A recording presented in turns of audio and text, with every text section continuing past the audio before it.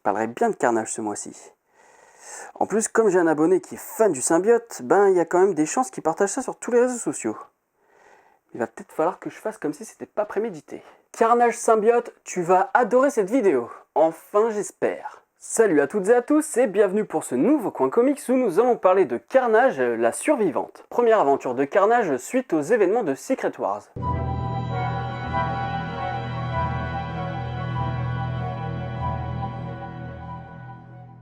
Tout d'abord, pour les plus novices d'entre vous, Carnage est un symbiote, fils de Venom, et tout comme son père, il a besoin de s'allier à un hôte. Pour cela, il a choisi le grand malade Clésus Cassidy, sociopathe serial killer, rien que ça. Et pour les autres personnages, pas besoin d'avoir lu les comics précédents, puisque certains dialogues font un petit récapitulatif. Soyons honnêtes, c'est pas le meilleur point de départ pour découvrir Carnage, mais vous ne serez pas largué pour autant si vous le découvrez à travers cette histoire. Pour l'histoire, attention, on a un scénariste iconique. Gerry Conway, brillant scénariste de comics. Il a travaillé chez DC Comics sur Batman avec par exemple Bat Family numéro 17, ainsi que 2 épisodes de la série animée. Mais il est surtout connu pour son travail sur Spider-Man avec Superman vs Spider-Man, Web of Spider-Man, mais surtout The Amazing Spider-Man 121 et 122.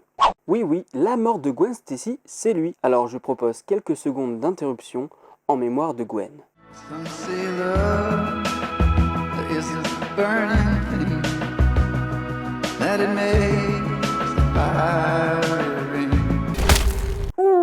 Pour la petite histoire, Clétus découvre qu'une fille a survécu à l'une de ses tueries et décide de terminer le travail. Sauf qu'en fait, c'est un piège pour le capturer. Alors là, on est vraiment dans une ambiance à la Alien. Des souterrains obscurs et une créature dans l'ombre qui bute des soldats. Une ambiance bien dark entre le Alien de Ridley Scott et celui de James Cameron. Oh non, ça recommence.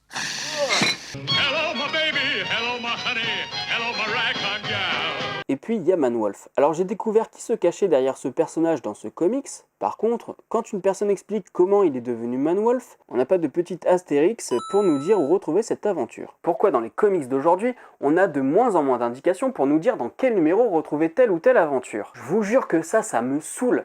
Un petit astérisque pour te dire dans quel numéro retrouver un truc emblématique, c'est pas compliqué. J'ai pas envie de passer toute mon après-midi à chercher dans quel numéro il faut que je retrouve cette aventure, bordel.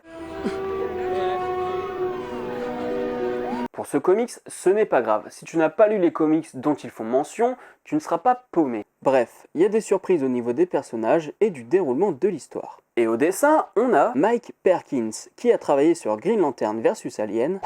Je comprends mieux l'ambiance en hommage à Alien maintenant. House of M Avengers, Annihilation Conquest Prologue, ou encore Kiss Kiss Bang Bang.